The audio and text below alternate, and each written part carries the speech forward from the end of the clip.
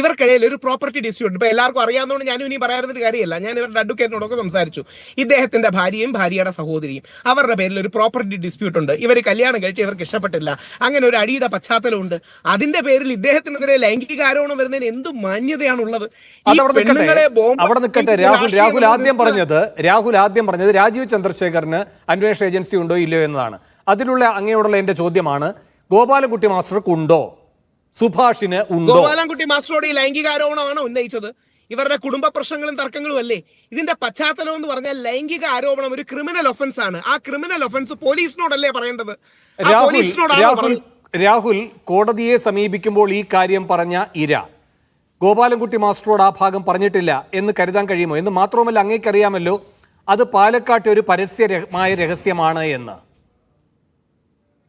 ഇത് ഓൾറെഡി ഇരയായോ? പരാതിക്കാരിയല്ലേ? ഇരയും വേട്ടക്കാരനും ഒക്കെ നമ്മൾ തീരുമാനിക്കാൻ തുടങ്ങിയോ? ഇതിലെ പോയിന്റ് എന്താണ്? ഈ സ്ത്രീകളെ വെച്ച് രാഷ്ട്രീയം കളിക്കുന്ന ഒരു സ്വഭാവം നമ്മൾ നിർത്തണ്ടേ?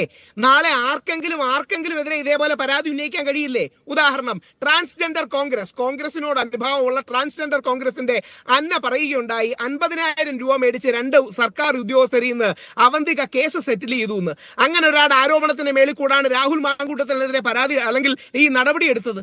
എന്ത് ഒരു പരാതി ഒരാൾ പറയുന്നതും ആ പരാതി പറയുന്ന ആളെ പറ്റി മറ്റൊരു ആരോപണം വരുന്നതും രണ്ടായി തന്നെ കാണണം. നമുക്ക് ആ വിഷയങ്ങളിലേക്ക് പോകാം, അത് അങ്ങയുടെ സ്വാതന്ത്ര്യം. പക്ഷെ ഞാൻ ചോദിക്കുന്ന ചോദ്യത്തിന് മറുപടി, ഇവിടെ രാജീവ് ചന്ദ്രശേഖർ ഈ വിഷയത്തിൽ എന്ത് നിലപാടെടുക്കണം? അതാണ് കോൺഗ്രസും ചോദിക്കുന്നത്. റിട്ടേൺ ആയിട്ടുള്ള ഒരു പരാതി വന്നിരിക്കുന്നു. രാജീവ് ചന്ദ്രശേഖർ കൃത്യമായിട്ട് എടുക്കേണ്ട നിലപാട് പറയാം. ഒരിക്കലും കൂടെ നിൽക്കുന്നവനെ ചവിട്ടി താഴ്ത്തി ഞാൻ നിന്നെക്കാട്ടി പുണ്യാളനാണെന്ന് അഭിനയിക്കരുത്.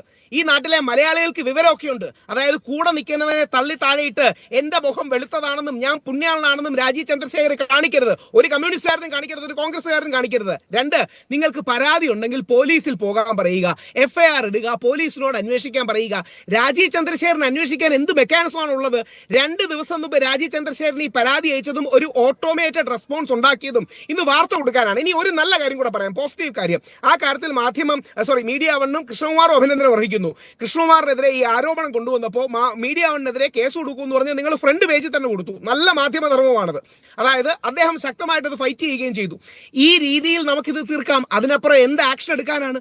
ഈ കേസ് ഉണ്ടെങ്കിൽ, ക്രിമിനൽ പരാതി ഉണ്ടെങ്കിൽ പോലീസ്, കോടതി പറഞ്ഞാൽ പോലീസും കോടതിയും ഒന്നുമില്ലാതെയാണല്ലോ രാഹുൽ മാങ്കൂട്ടത്തിനെതിരെ എല്ലാ ദിവസവും BJP പ്രതിഷേധം നടത്തിക്കൊണ്ടിരിക്കുന്നത്. കറക്റ്റ്. ആ BJPയും CPMും നടത്തുന്ന ഈ നിലപാട് നിർത്തലാക്കണം. നാളെ കോൺഗ്രസ്സുകാർ തിരിച്ചു ചെയ്യരുത്. തിന്മയെ തിന്മ കൊണ്ട് നേരിടാൻ പറ്റില്ല. ശ്രീ സുരേഷ് ഗോപി കാണിച്ച നന്മയാണ് ഇവിടെ വേണ്ടത്. മുകേഷ് രാജിവെക്കേണ്ടെന്ന് പറയാൻ കാണിച്ച നട്ടെല്ലും ധൈര്യവും BJP എല്ലാ വിഷയത്തിലും വരണം. എന്റെ ആഗ്രഹം, ഞാൻ ഈ ആഗ്രഹം മീഡിയ കൊണ്ടിലൂടെ പറയാണ്, രാഹുൽ മാങ്കൂട്ടത്തിൽ ഒരു നിലപാട് പറയണം. ശ്രീ കൃഷ്ണകുമാറിനെതിരെയുള്ള പരാതി പോലീസ് അന്വേഷിച്ചാൽ മാത്രം മതി, എന്നിട്ട് മതി ആക്ഷൻ എന്ന് പറയാനുള്ള ധൈര്യം നമുക്ക് വേണ്ടേ? ഇല്ലെങ്കിൽ നാളെ ശ്രീ വേണുവിനെതിരെ രാഹുലിന്റെ ധൈര്യം, അതുപോലെ തന്നെ സുരേഷ് ഗോപിയുടെ നട്ടെല്ല്, ഇതൊക്കെ നമുക്ക് പരിശോധിക്കാം. നമ്മുടെ മുന്നിൽ പക്ഷെ നിൽക്കുന്നത് ഇപ്പോൾ ഒരു പരാതി, അതുമായി ബന്ധപ്പെട്ട അന്വേഷണം നടന്നിട്ടില്ല എന്ന യാഥാർത്ഥ്യം. അത് രാഷ്ട്രീയമായി കൂടി ഉയരുന്ന വിഷയമാണ്. നിയമപരമായ വശങ്ങൾ ഉണ്ടാകും. അവർ പരാതി കൊടുക്കുക, കോടതി അതിൽ തീർപ്പാക്കട്ടെ എന്ന് തീരുമാനിക്കുക, ഇതൊക്കെ നടക്കട്ടെ. അന്വേഷണ ഏജൻസി ഇവിടെ ഇല്ലല്ലോ, അവിടെയല്ലേ ഉള്ളൂ, ഇതൊക്കെ അവിടെ നിൽക്കട്ടെ. പക്ഷേ ഒരു രാഷ്ട്രീയ വിഷയമാണ്. അതിന് രാഷ്ട്രീയമായ പരിശോധനയും അതുമായി ബന്ധപ്പെട്ട പ്രതികരണങ്ങളും ഒക്കെ വേണ്ടത് തന്നെയാണ് രാഹുൽ. ഞാൻ ഒറ്റ വരി കൂടെ കാരണം ആ കപ്പാസിറ്റിയിലാണ് അങ്ങ് സംസാരിക്കുന്നത്. അല്ലെങ്കിൽ പോലീസ് ഉദ്യോഗസ്ഥരെ മാത്രം ഈ വിഷയം ഇപ്പൊ സംസാരിച്ചാൽ മതിയല്ലോ രാഹുൽ. അല്ല, ആ കപ്പാസിറ്റിയിൽ ഞാൻ ഈ നാട്ടിൽ നിയമം നിലനിൽക്കണം, ഭരണഘടന നിലനിൽക്കണം എന്നുള്ള കപ്പാസിറ്റിയിൽ ഞാൻ ഈ വിഷയത്തിൽ ഇടപെട്ട ഒരാളോട് സംസാരിച്ചു. നേരിട്ട് ഇടപെട്ട ഒരാളോട് സംസാരിച്ചു. അതായത് അവരുടെ അഡ്വക്കേറ്റ് അടക്കമുള്ള ഇവരുടെ മരിച്ചുപോയ അച്ഛന്റെ വില്ലടക്കം എഴുതിയ ആളോട് ഞാൻ സംസാരിച്ചു. ഈ പ്രോപ്പർട്ടി ഡിസ്പ്യൂട്ട് ഉണ്ട്. അപ്പോൾ ഈ പറയുന്ന ഈ ഇര എന്ന് നിങ്ങൾ വിളിക്കുന്ന പരാതിക്കാരിക്ക് ജസ്റ്റിസ് കിട്ടണം, അവർക്ക് വേണ്ട രീതിയിൽ ധനം കിട്ടിയില്ല, ഒരു ബാലൻസ് വേണം എന്ന് പറഞ്ഞ് ഈ 2 സഹോദരന്മാരോടും പറഞ്ഞു. ഇത് ഏതുപോലെയാന്ന് പറഞ്ഞാൽ കുട്ടിക്കൽ ജയചന്ദ്രന്റെ ഭാര്യയുടെ സഹോദരി ഇതേപോലൊരു പോക്സോ കേസ് കൊടുത്തു. വേറൊരു കോണ്ടെക്സ്റ്റിൽ കുട്ടിക്കൽ ജയചന്ദ്രൻ 6 മാസം ഒളിവ് പോകേണ്ടി വന്നു. നമ്മൾ ഈ സ്ത്രീകളെ ഉപയോഗിച്ചും ലൈംഗിക കേസ് ഉപയോഗിച്ചും നടത്തുന്ന രാഷ്ട്രീയം നിർത്തണ്ടേ? ഇത് മുകേഷിനെ ബാധിക്കും, സുരേഷ് ഗോപിയെ ബാധിക്കും. BJP പോലും മുന്നോട്ട് വെക്കാത്ത, കൃഷ്ണകുമാർ പോലും മുന്നോട്ട് വെക്കാത്ത ഒരു ആശങ്കയാണ്. ആ ആശങ്ക മുന്നോട്ട് വെക്കാനുള്ള അവകാശം അങ്ങേക്കുണ്ട്. പക്ഷെ നമ്മുടെ ഇപ്പോഴത്തെ വിഷയത്തിൽ നമ്മുടെ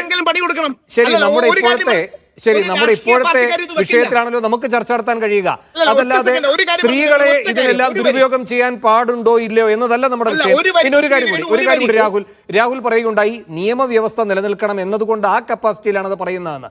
അത് ഏത് കപ്പാസിറ്റിയിൽ നിന്ന് പറയുന്നു നിങ്ങൾ?